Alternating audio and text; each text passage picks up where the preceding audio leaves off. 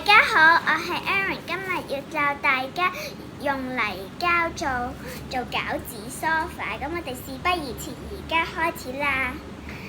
首先呢，我哋呢要一塊扁咗嘅泥膠，然後呢再將佢整平啲，爛咗呢就要咁樣整佢啦，將佢咁樣整一整佢啦。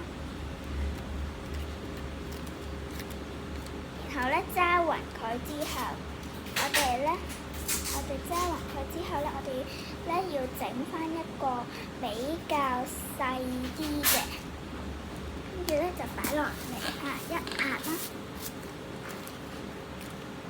大概咁大度呢就可以㗎啦。跟住呢，我哋呢就要整翻闊少少，但係唔好整爛嘅。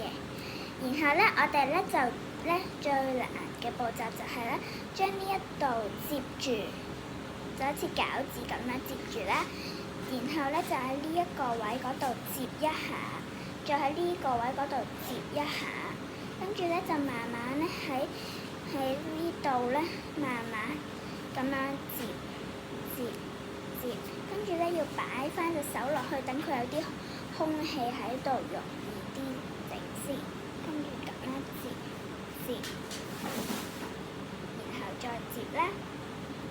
跟住呢，我哋呢，因為呢，佢顯唔到嗰啲手指毛，所以呢，我哋呢，就要用呢食指同埋公指呢去大力少少去捏一捏嗰啲印出嚟嘅，跟住就要大力啲咁樣捏啦，咁樣啦，跟住呢，就會見到呢，有呢啲嘅少少嘅印啦，呢啲印嘅。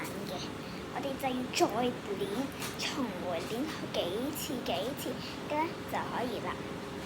修補翻呢度，整爛咗唔緊要嘅，我哋就可以將佢呢度慢慢合埋咁樣修補。之後呢，我哋可以用啲手指甲咁樣捏一捏佢，然後將佢撕一撕佢，做翻一個餃子形先。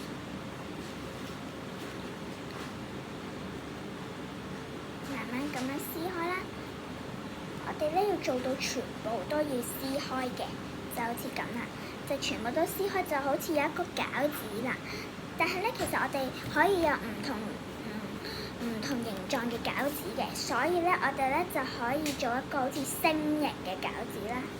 跟住又撕開佢，界一界，揾啲手指界一界佢，然後撕開佢。跟住呢，我哋要喺呢度撳扁少少。爛咗唔緊要嘅，我哋就好似頭先咁樣，好簡單咁樣接一接佢，修補翻佢先嘅要。跟住呢，我哋呢就慢慢呢將呢度撳扁佢。呢個步驟就係撳扁佢啦。但係佢其實仲有少少肥嘅都。跟住呢，我哋呢就要呢喺呢度點樣做個梳化。而家呢，我哋就要做個梳化，呢個餃子我哋就完成咗㗎啦。我哋要做個梳化。咁樣呢，慢慢咁樣摺起佢喎，但係呢，又唔可以太快嘅，如果太快呢，就會整爛上面嗰個，又要重新再嚟過，所以我都要慢啲嘅，俾啲時間我。如果我哋真係整唔到，可以有兩隻食指咁樣，然後將呢啲手指咁樣慢慢咁樣屈上嚟。雖然我上面唔係整得好似餃子，但係呢，因為我大概整咗餃子上邊嗰啲形呢都可以㗎啦。